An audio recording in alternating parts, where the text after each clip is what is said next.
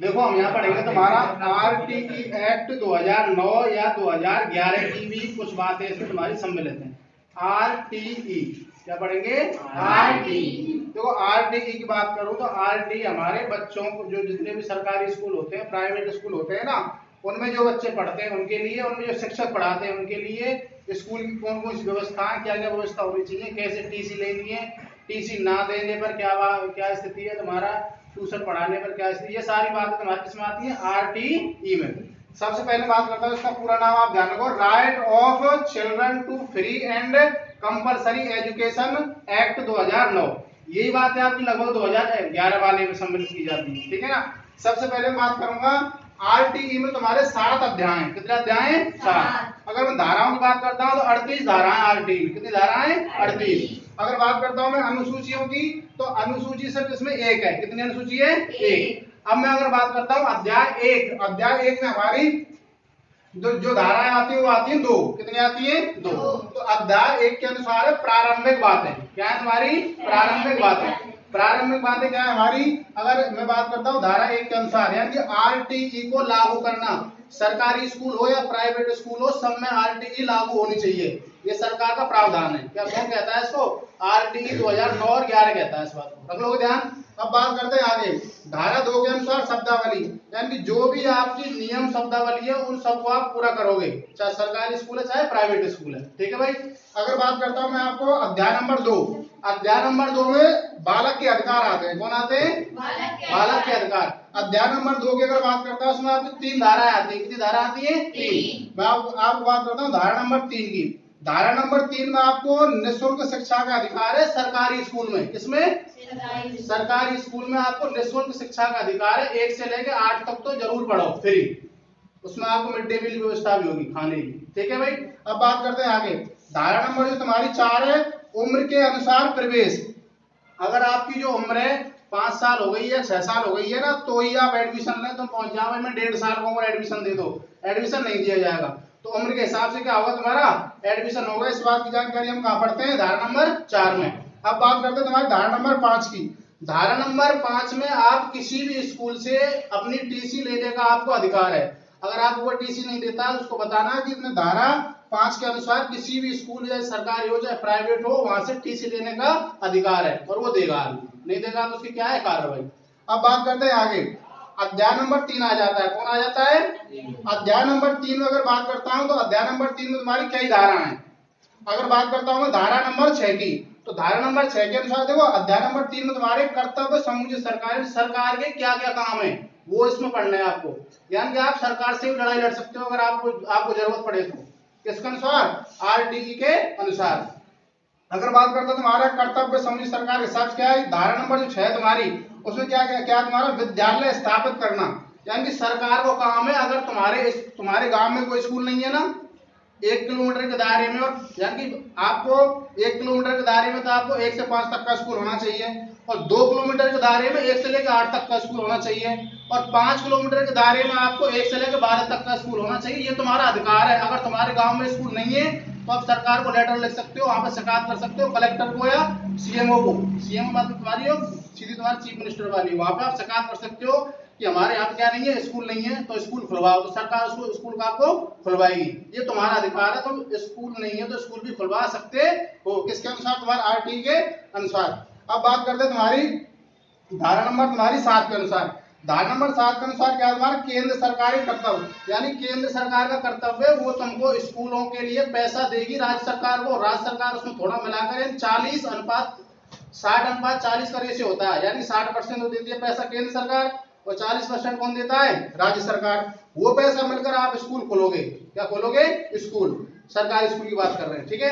अब बात करते हैं आगे, धारा नंबर अगर मैं बात करता हूं 8 की, तो धारा नंबर 8 में क्या है तुम्हारे? राज्य सरकार के कर्तव्य, यानी कि राज्य सरकार के जो कर्तव्य है ना, पानी की व्यवस्था करवाना, स्कूल में सफाई की व्यवस्था करवाना, पेड़ लगवाना, बिल्डिंग में कमी है तो वो भी दिखवाना, वो काम राज्य सरकार को करने पड़ेंगे। उसके सरकारी अधिकारियों को भेजकर इंस्पेक्शन वगैरह करने पड़ेंगे। जैसे कि तुम्हारे स्कूल में इंस्पेक्शन होते हैं, सरकारी प्राइवेट कोई स्कूल हो, सब में इंस्पेक्शन होता है तुम्हारा, ठीक है भाई। अब बात करते हैं आगे, धारा नंबर 9। धारा नंबर 9 का मतलब होता है स्थानीय प्राधिकार के कर्तव्य।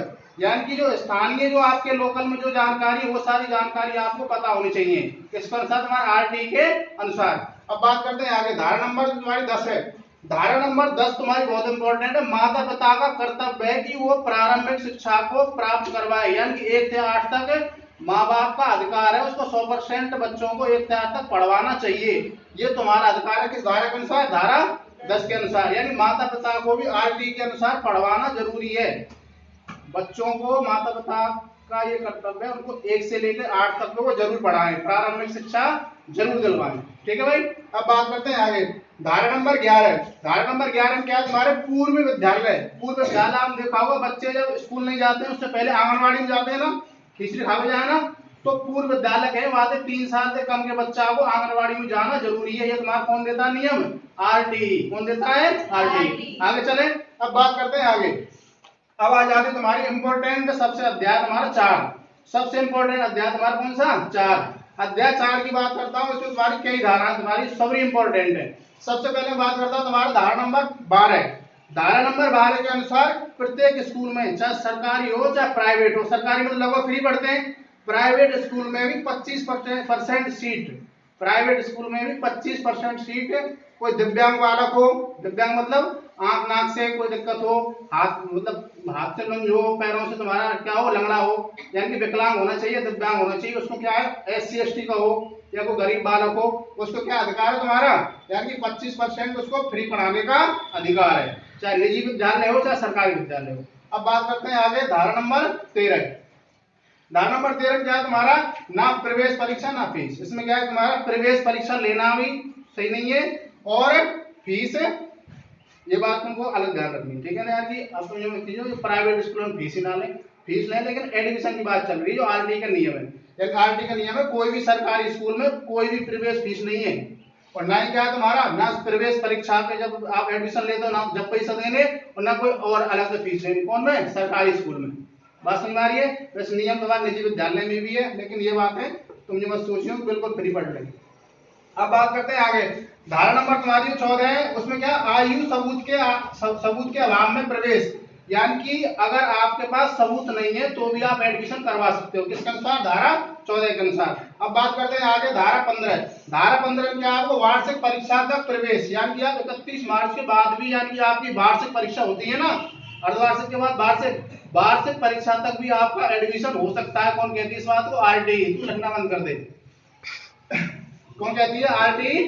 आरटी कहती है किस बात को, यानी कि वार्षिक परीक्षा तक क्या कर सके, एडमिशन ले सके। धारा 16 के अनुसार बात करें, परीक्षा में फेल नहीं, यानी कि धारा 16 इस बात को कहती है तुमको 1 से लेकर 8 तक कोई फेल ना कर सके। यह बात कौन कह रही है, आरटी। बस समझ में आ रही है। फेल करने का अधिकार नहीं है, वो बात एक अलग है भाई, निजी विद्यालयों का सिस्टम अलग है। ठीक है ना। बात लगभग यहाँ पर सरकारी स्कूल की चल रही है तुम्हारी। ठीक है। अब बात करते हैं आगे, धारा नंबर 17 की बात करते हैं। शारीरिक व मानसिक रूप से आप किसी को प्रताड़ित नहीं कर सकते, यानी कोई भी स्कूल का टीचर या कोई भी तुम्हारा पीटीआई या तुम्हारा संस्था प्रधान कोई भी क्या नहीं कर सकता, बच्चे को शारीरिक रूप से मानसिक रूप से प्रताड़ित या उसको दुखी नहीं कर सकता। कौन कहता है इस बात को, धारा नंबर 17। अब बात करते हैं आगे, धारा नंबर 18, स्कूल मान्यता, यानी कि धारा 18 के अनुसार उस स्कूल की मान्यता होनी चाहिए आप जिस स्कूल में पढ़ रहे हैं। इस बात को कौन कहता है, आरटी। कौन कहता है, आरटी। अब बात करते हैं आपकी धारा नंबर 19। धारा नंबर 19 क्या है, मान व मानक, यानी कि स्कूल के सारे मानक पूरे होने चाहिए, बिल्डिंग होनी चाहिए, तुम्हारे घेर होना चाहिए, पेड़ पौधे होने चाहिए, और जो सारी व्यवस्था आप सब जानते हो वो व्यवस्था होनी चाहिए, विद्यालय मानक पूरे होने चाहिए। किसके अनुसार, धारा नंबर 19 के अनुसार।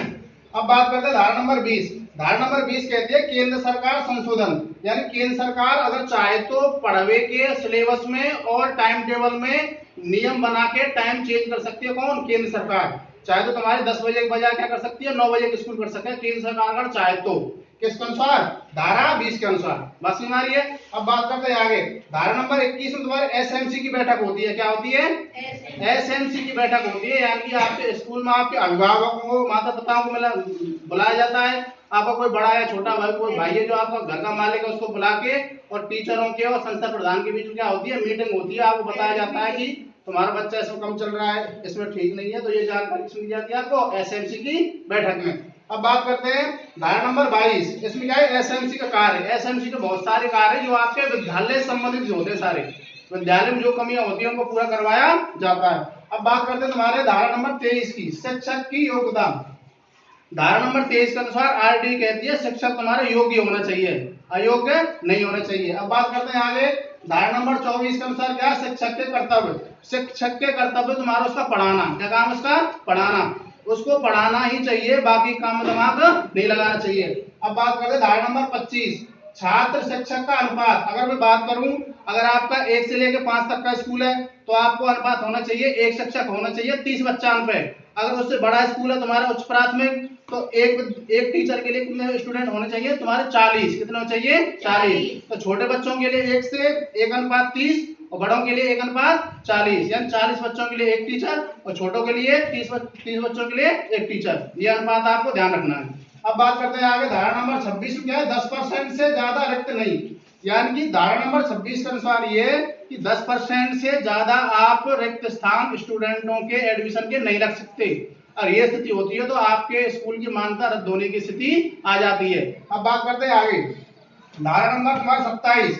धारा नंबर 27 में क्या होता है, गैर शैक्षिक कार्यों, यानी कि अगर आपने देखा होगा कई बार टीचर ना एक काम में लगवा लें, सरकारी स्कूल, सरकारी टीचर हो या प्राइवेट टीचर हो, कोई भी काम में लगवा लें तो उनको सिर्फ पढ़ाने का अधिकार है और कोई काम में लगवाने का अधिकार नहीं है।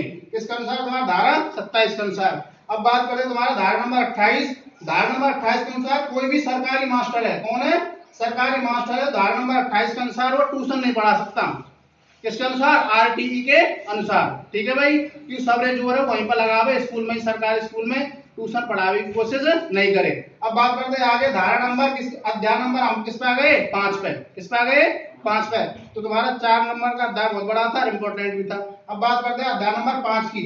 अध्याय नंबर 5 में तुम्हारी 2 ही धारा है, एक तो धारा 29 और धारा 30। धारा 29 में क्या है तुम्हारा, पाठ्यक्रम, यानी कि तुम्हारा क्या पाठ्यक्रम है। छोटी क्लासों में बड़ी बड़ा मोटा मोटा लिखा होना चाहिए, चित्र होने चाहिए, उनका जो कवर है वो मजबूत होना चाहिए, ज्यादा बच्चा फाड़े ना।